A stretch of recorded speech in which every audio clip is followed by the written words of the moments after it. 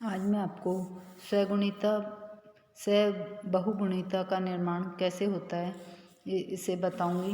पौधे में स्वबहुगुणित को कृत्रिम रूप से विभिन्न रसायनों, तापमान, आघात, रेडियोधर्मी पदार्थों आदि के द्वारा भी प्रेरित किया जा सकता है। कुछ मुख्य रसायन है जिसमें से कॉल्चिसिन सबसे ज़्यादा उपयुक्त है। सामान्य स्वबहुगुणित उत्पन्न करने के हेतु इस्तेमाल होता है। प्रकृति में स्वबहुगुणित पादप स्वयं उत्पन्न होते रहते हैं। गुणसूत्रों के द्विगुणन द्वारा भी इनको कृत्रिम रूप से पैदा किया जा सकता है। लैब में इन विट्रो परिस्थितियों में कैलस या संवर्धन से उत्पन्न पादपों में स्वबहुगुणिता पाई जाती है। अब इसकी स्वतः उत्पत्ति, स्पॉन्टेनियस ओरिजिन। स्वबहुगुणिता में स्वतः उत्पत्ति निम्न प्रकार से होती है। पहला, अंड कोशिका एक से अधिक स्पर्म द्वारा निषेचित हो जाती है।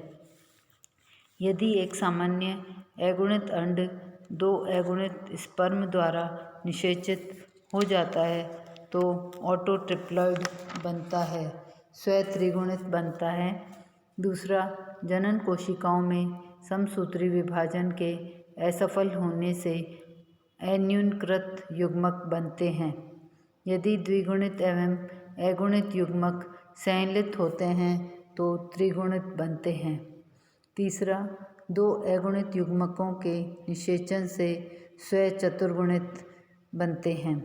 अब है प्रेरित, इंड्यूस्ड ओरिजिन। कॉल्चिसिन एक एल्कलॉइड है जो लिलिएसी कुल के पादप के बीजों तथा घन कंद से प्राप्त किया जाता है। इसका उपयोग अनेक फसलों में गुणसूत्र दुगनी करने में किया गया है। कॉल्चिसिन के 2% घोल में बीजों के 1 से 10 दिन तक भिगोया जाता है। बीजों को 1 से 10 दिन तक भिगोया जाता है। अंत में बीजों को जल से धोकर बोया जाता है। कॉल्चिसिन घोल में भीगी हुई रुई से पादप के वृद्धि क्षेत्रों को उपचारित किया जाता है। कॉल्चिसिन के घोल को कोशिकाओं पर छिड़का जाता है। कॉल्चिसिन युक्त लैनोलिन पेस्ट को कायिक भागों में मलम की भांति लगाया जाता है। कॉल्चिसिन समसूत्री विभाजन के तंतुओं के निर्माण को बाधित करता है तथा पुनः गुणसूत्र केंद्रक में परिबद्ध होते हैं। बाय रेडिएशन, पौधे के विभिन्न भागों जैसे कायिक कलिका एवं पुष्प कलिका को पराबैंगनी किरणों, एक्स रेज तथा अन्य निम्न तरंग दैर्ध्यों वाली किरणों के किरणन से स्वबहुगुणिता को प्रेरित किया जा सकता है। बाय इंजरी, एक पौधे के विभज्योतक भागों में आघात करने पर आघात बिंदु की कोशिकाएं तीव्र विभाजन कर कैलस बनाती है। कभी कभी कैलस कोशिकाओं में समसूत्री विभाजन के समय कोशिका द्रव्य विभाजन नहीं होता है। ऐसे उत्तक की कोशिकाएं स्वबहुगुणित प्रहो उत्पन्न करती है। बाय टेम्परेचर शॉक्स, कम या अधिक तापक्रम के एकांतर प्रभाव से बहुगुणिता हो सकती है। अब है फसलों के सुधार में स्वबहुगुणिता का महत्व। चुकंदर, बीज रहित तरबूज, केला, तंबाकू इत्यादि फसलों की नई किस्में बनाने में स्वबहुगुणिता का अपना महत्वपूर्ण योगदान होता है। चूँकि ऑटोपॉलीप्लॉइड पादप सामान्य डिप्लॉइड के मुकाबले आकार में बड़े होते हैं, अतः इनका महत्व चारे या खाने वाली फसलों में अधिक होता है। स्वबहुगुणिता का महत्व बीज रहित फल प्राप्त करने के लिए ऐसी फसलों की उन्नत किस्में तैयार करने में होता है जिनमें बीज रहित फल की आवश्यकता होती है। ऐसे पादप चुकंदर, बीज रहित तरबूज, केला, पपीता एक्सेट्रा। तंबाकू की नई किस्म भी स्वबहुगुणिता द्वारा प्राप्त की जाती है। स्वबहुगुणिता द्वारा पादप सामान्य पादपों की तुलना में बड़े आकार के हो जाते हैं, अतः इसके द्वारा चारे की फसलों को उन्नत करके नई किस्में विकसित की जाती है। चौथा, खाई जाने वाली पत्तेदार सब्जियों के लिए स्वबहुगुणिता का महत्व है। अब है परबहुगुणिता। परबहुगुणिता में ऐसे गुणज संजीन या मल्टीपल जीनोम होते हैं जो भिन्न भिन्न प्रकार के होते हैं। ये अलग अलग से क्रॉस द्वारा आते हैं। सभी संकर परबहुगुणित होते हैं। इस प्रकार इनमें पादप के बाहर से जीनोम सेट का योग होता है। एग्जाम्पल, एलोटेट्राप्लॉइड पर चतुर्गुणित की उत्पत्ति दो भिन्न जाति से बने संकरों के गुणसूत्रों के गुणन से होती है।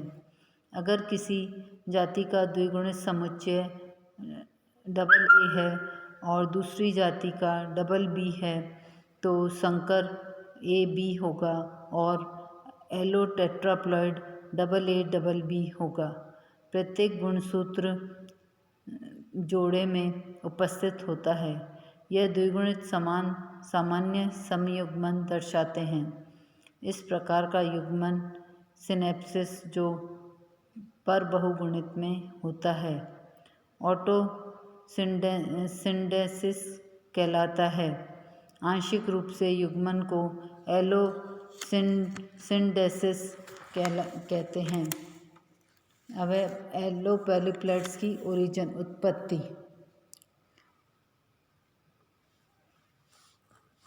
दो विभिन्न जातियों के संकरण द्वारा F1 संतति की उत्पत्ति यह बंध्य होती है क्योंकि इनमें भिन्न जातियों से प्राप्त जीनोम भी भिन्न भिन्न हैं। F1 संतति से उत्पन्न संकर के द्विगुणन द्वारा उभय द्विगुणित की उत्पत्ति यह उर्वर होती है या फर्टाइल होती है क्योंकि युग्मन के लिए समजात गुणसूत्र उपलब्ध होते हैं। अतः जाइगोटीन अवस्था के दौरान सिनेप्सिस गुणसूत्र युग्मन नहीं हो पाता है। यदि किसी बहुगुणित का कोई एक या दोनों जनक स्वयं भी बहुगुणित हो तब ऐसे परबहुगुणितों को उभयगुणित बहुगुणित कहते हैं। महत्वपूर्ण उदाहरण रेफेनोब्रेसिका। रूसी वैज्ञानिक G.D. कार्पिचेंको ने मूली रेफेनस व गोभी ब्रेसिका के संकरण तथा पश्चात कॉल्चिसिन द्वारा क्रोमोसोम द्विगुणन से एक इंटरजेनेटिक परबहुगुणित पौधा रेफेनोब्रेसिका संश्लिष्ट किया है। इसमें जड़ गोभी की तथा वायव्य भाग मूली का था। परबहुगुणिता द्वारा फसलों का विकास किया गया है। परबहुगुणिता के विशिष्ट गुण। परबहुगुणिता में दोनों जनकों के लक्षणों का समावेश होता है। दूसरा, फसलों की नई एवं उन्नत जातियों को तैयार किया जाता है। तीसरा, इसमें उर्वरता सामान्य पाई जाती है। अधिकतर उत्पन्न पौधों में एपोमिक्सिस पाई जाती है जिसमें बीज के भ्रूण की उत्पत्ति बिना निषेचन के होती है। एलोपोलिप्लॉइड परबहुगुणिता में दो जनकों के आकारिकी तथा कोशिकीय लक्षणों का समावेश होता है। जैसे ट्रिटिकल्स में राई का सख्तपन व गेहूं की पैदावार की क्षमता दोनों मिलती है। परबहुगुणिता में गुणसूत्र दो विभिन्न जनकों से प्राप्त होते हैं।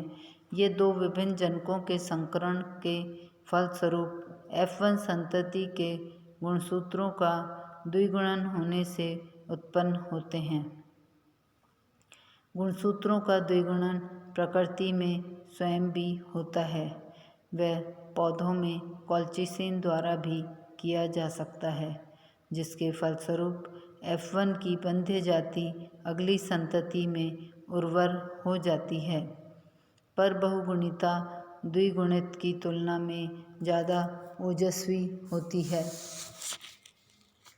अब है पादपों में बहुगुणिता का कृत्रिम प्रेरण। यह कई प्रकार से होता है। पहला, इंजरी। पादपों के विभजोतक कोशिकाओं में क्षति होने पर वृद्धि द्वारा कैलस बनाती है। यह भाग बहुगुणिता उत्पन्न करता है। कुमेरिन नामक रसायन से कैलस वृद्धि को बढ़ाया जा सकता है। यह रसायन कायिकी द्विगुणन भी करता है। कभी कभी कैलस कोशिकाओं में समसूत्री विभाजन के दौरान कोशिका द्रव्य विभाजन साइटोकाइनेसिस नहीं होता है। ऐसे ऊतक की कोशिकाएं बहुगुणित प्रवाह को जन्म देती है। दूसरा है बाय रेडिएशन, विकिरण द्वारा पादपों में के कायिक व जनन अंगों को विभिन्न विकिरण जैसे एक्सरे, गामा रे या अल्ट्रावायलेट रेज द्वारा उपचार व प्रेरित करने पर उनमें बहुगुणिता उत्पन्न हो जाती है।